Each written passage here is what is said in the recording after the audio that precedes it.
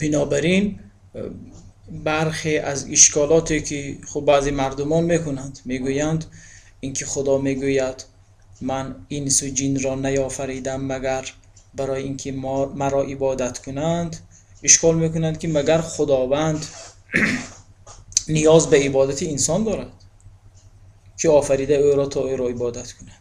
اینکه خدایی علیاذ بالله نیازمند میشد؟ نه، پاسخش این است عبادت هدف نهایی که نیست، هدف متوسط است که ما را میرساند به یاد خدا. اقیم الصلاة لذکری، یا در هنگام نماز وقتی هر یکی از ما نماز میخوانیم در نیت چی میگوییم؟ قربتا الی الله، من این نماز را میخوانم، برپا میدارم تا به خدا نزدیک شوم. قربتا الی الله. خودی نماز که به خودی خود در حد ذات خود که هدف نهایی نیست، تا این اشکال شود که مگر خدا به عبادت ما نیاز دارد؟ نه، خداوند اگر گفته است مرا عبادت کن، گفته است این عبادت من است که تو را به یاد من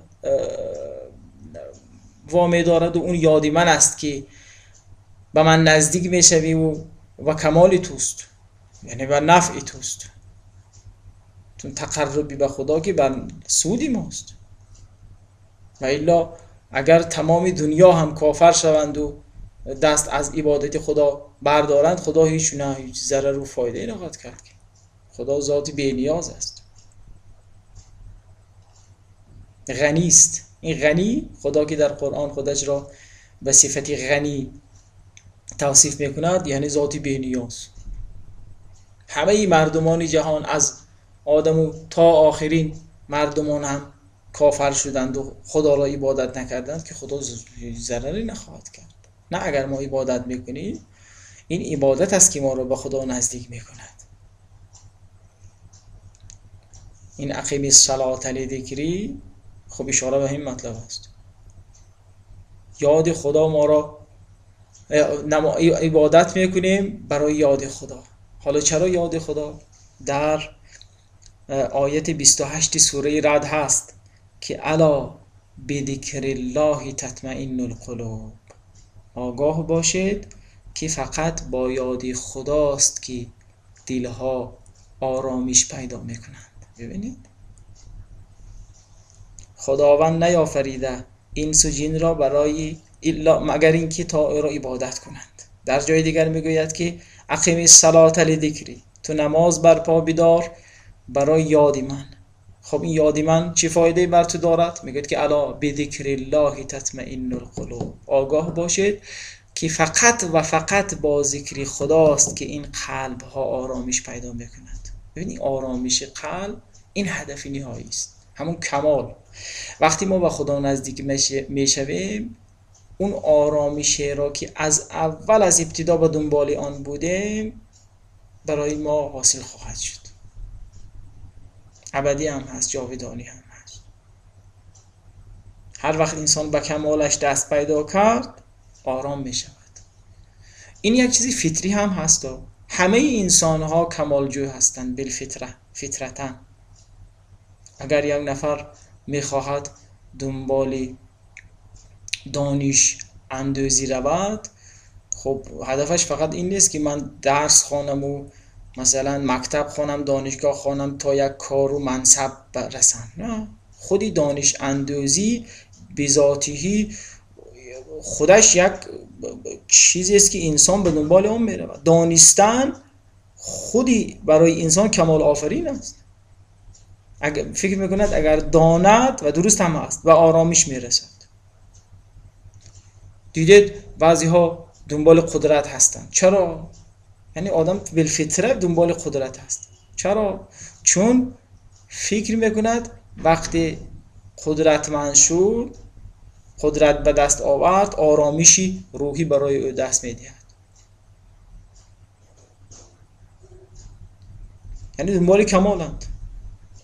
در مورد علم هم انسان به یک دانش محدود هم اکتفا نمی کند. هر مقدار که دانست میخواهد باز بیشتر بداند. آرامش دست نمی یابد با یک دانستنی محدود. اگر انسان مثل ابن سینا شود هم میخواد باز بداند. از اینشتین نقد شده است. یک نفر به اون گفت که شاید تو خیلی چیزها رو میدانی. خندید و گفت که اگر من میخوام تشبیه کنم دانسته های من تا چه اندازه است، گفت اگر من دانش را دانسته ها را به این آسمان و اینها تشبیه کنم، من یک پله یا نردبان گذاشتم و یک پله بالا رفتم. میگفت یعنی انسان هر مقداری هم که داند میخواد باز بداند.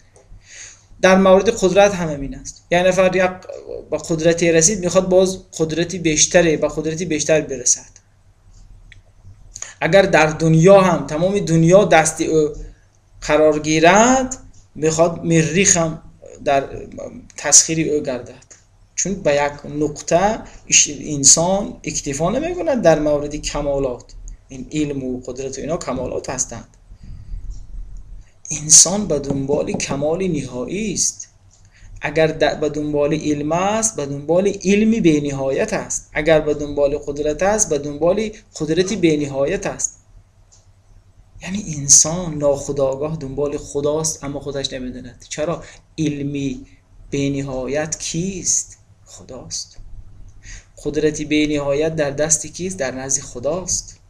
اونجا که رسید، آره، الا بذکر الله تطمئن القلوب، آگاه باشید که با یاد خداست که قلب‌های شما آرام میگیرد، آرامش پیدا میکنه.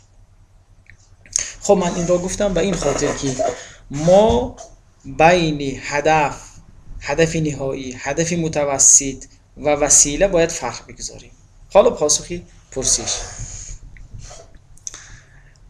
اسلام از ما خواسته است، در ابتدای جلسه هم گفتم که هدف فردی هم همون کمال انسانی است، هدف اجتماعی هم برپایی عدالت است. البته برپایی عدالت هم اون هم برای انسان است. اگر در جامعه عدالت برپا شود، یعنی این شرایطی رسیدن انسان به کمال فردیش هم میسر می شود. و الا اگر عدالت نبود، در جامعه هرج و مرج حاکم بود که انسان هم نابود می شود. توجه هستید؟ یعنی در واقع اجتماع هم، کمال اجتماع هم برای کمال انسان است. خب